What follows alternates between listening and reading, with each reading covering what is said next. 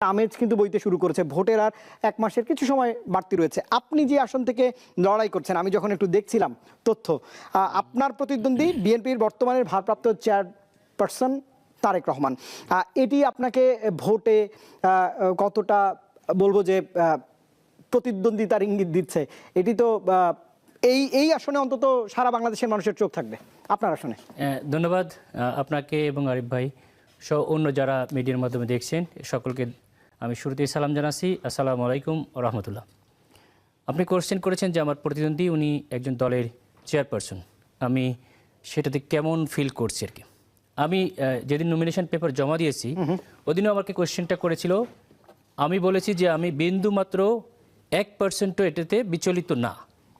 তার কারণ হলো বর্তমান জেনারেশন যে বিপ্লবটা হয়েছে, এই বিপ্লবটা কিন্তু হয়েছে পরিবর্তনের জন্য। আধিপত্যবাদ এবং দলীয় যে লেজুড় ভিত্তি এবং পারিবারিক তন্ত্র থেকে মানুষ মুক্তি চেয়েছে। শুধু শেখ হাসিনার ফ্যামিলিতে 50 জন এমপি ছিল, এটা থেকে মানুষ মুক্তি চেয়েছে। আমি মনে করি আমার জনপ্রিয়তায় বারবার তারা চিন্তা করে এখানে নমিনেশন চেঞ্জ করেছে, কিন্তু বর্তমানে তিনি একটা দলের প্রধান, এটা অবশ্যই আমি সম্মান করি। কিন্তু কথা হচ্ছে যে একটা ইন্ডিকেটর তো থাকতে হবে, যেটার মাধ্যমে আপনি একজনের সঙ্গে আরেকজনের তুলনা করবেন। আমি পার্সোনালি ফিল করি যে আমার যে রাষ্ট্রের অবদান আছে সেটার 50% আমার যিনি প্রতিদ্বন্দ্বী উনি চেয়ারপারসন হতে, কিন্তু ওনার নাই। সুতরাং আমি বিপুল ভোটে এখানে বিজয়ী হব। তিনি জনগণের কাছে যেতে পারবেন না, শুধু আমরা কাছে যেতে পারি। জনগণের মনের কোঠায় আমি এখানে চলে গিয়েছি। তেনার যে কোনো দিক থেকে আপনি ইন্ডিকেটর নিয়ে আসেন, শিক্ষাগত বলেন, পেশাগত বলেন, যে কোনো দিক থেকে আপনি একটা মানুষকে যদি ইন্ডিকেটর হিসেবে ভাবেন, যেমন মামদানি আপনারা চিন্তা করেছেন নিউ ইয়র্কে হয়েছে, তিনি নির্বাচিত হয়েছেন। এই আসনে এরকম চমক জাতি দেখতে পাবে ইনশাল্লাহ। আমি পার্সোনালি ফিল করি আমার প্রতিদ্বন্দ্বী আমার দিক থেকে কোনো দিক দিয়ে 50%-এর বেশি তার অবদান নেই। আমি অবশ্যই বিজয়ী হব ইনশাল্লাহ। নিশ্চয়ই, কিন্তু এই হাই ভোল্টেজ যে ম্যাচটি অনুষ্ঠিত হবে আপনার এবং তারেক রহমানের মধ্যে, আমি ম্যাচই বলছি, উত্তেজনাকর এক পরিস্থিতি হবে। এই আসনে ভোট হবে, দেশের মানুষের, আমি যেমনটা বলছিলাম যে চোখ থাকবে। আপনার অনুভূতিও আমি জানলাম, আপনি অনেক কনফিডেন্ট শো করছেন।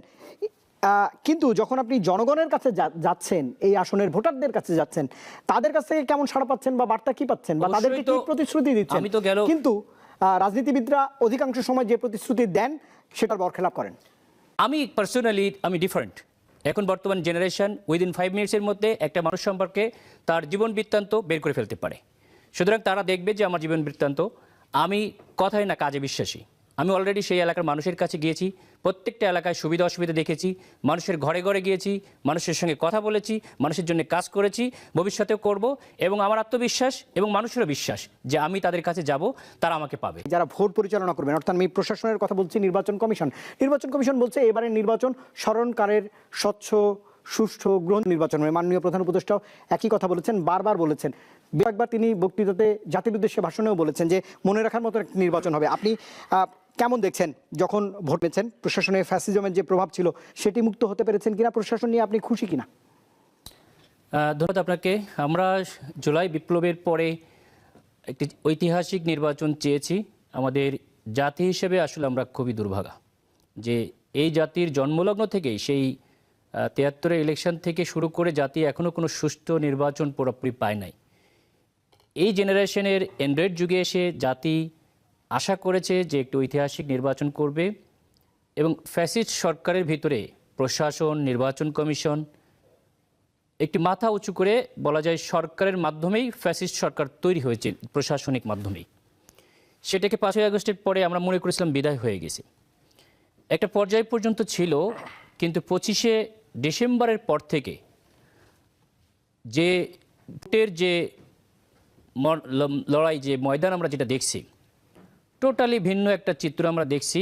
এই চিত্র যদি চলতে থাকে তাহলে আমি মনে করি আগামীতে নির্বাচন সঠিক টাইমে হবে না।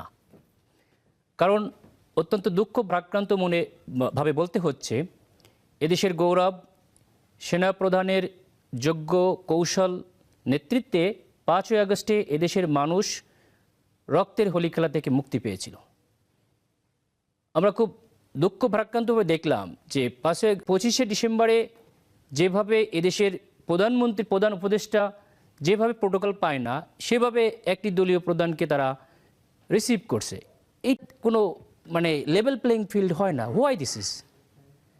তারপরে পুলিশ প্রশাসন কোথায় গুলশানে চলে গেছে, এনএসআই প্রধান চলে যাচ্ছে, যেটা এই সরকার যদি সত্যিকারের কোনো লিয়াজও করে থাকে তাহলে 18 কোটি মানুষের আবেগের সঙ্গে বেইমানি করছে।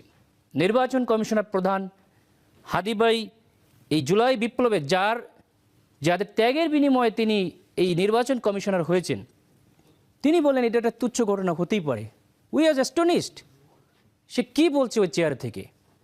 সেই আগের সেই নির্বাচন কমিশনারের মতোই হয়ে গেছে। কিন্তু তারা ভুলে যাচ্ছে যারা নির্বাচন 15 বছর আগেও করেছে তাদেরকেই জুতার মালা পরতে হয়েছে।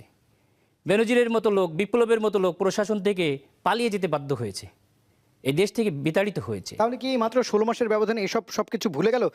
আর আরেকটি প্রশ্ন আছে, আপনাদের শীর্ষ নেতৃত্ব 267 দিন এই সরকারের সঙ্গে বিভিন্ন বিষয়ে ঐক্যমত্য কমিশনে আলোচনা করেছেন, বিভিন্ন বিষয়, মানে আমি বলছি ভোটের 1 মাস বাকি রয়েছে, এই সময় যদি আপনি এই গুরুত্ব অভিযোগগুলো তোলেন, লেভেল প্লেইং ফিল্ডের কথা বলছেন আপনি, যে এখন পর্যন্ত আপনি মাঠের প্রার্থী, সেখানে দেখছেন এক ধরনের অসামঞ্জস্যতা রয়েছে, তাহলে তো এটি খুবই অবশ্যই। আমরা যেহেতু একটা গুরুত্বপূর্ণ শুনে আছি, আমরা এটা অবজার্ভ করছি, আমাদের দলীয় নেতৃবৃন্দ অবজার্ভ করছে, বাট আমরা খেলে আসছি, আমরা প্রিমিয়ার লিগে খেলা লোক, এখন যারা খেলছেন তারা সেকেন্ড থার্ড সারির, আমরা অবজার্ভ করছি, আমরা যাদের প্রিমিয়ার লিগে যারা ছিল তারা অন্য দেশে পালিয়ে আছে, আমরা তাদেরকে যেহেতু পার্সি পাড়াইতে, এগুলো যে আমরা পারবো না তা বলছি না, আমরা একটা সৌহার্দ্যের রাজনীতি চাই, সম্প্রীতির রাজনীতি, হিংসা ভেদাভেদের রাজনীতি চাই না। সেজন্য উই আর ওয়েটিং। আমরা সরকারকে বলেছি, নির্বাচন কমিশনকে বলেছি, তারা যদি এটা প্রতিরোধ করতে না পারে, এটা নির্লজ্জের মতো একদিকে ঝুঁকে পড়ে, তাহলে এ দেশের সাধারণ জনতা, উই দ্য পিপুল, আবার তাদেরকে যেভাবে বিতাড়িত করা হয়েছে সেভাবে বিতাড়িত হবে, অপমানিত হবে, লজ্জিত হবে।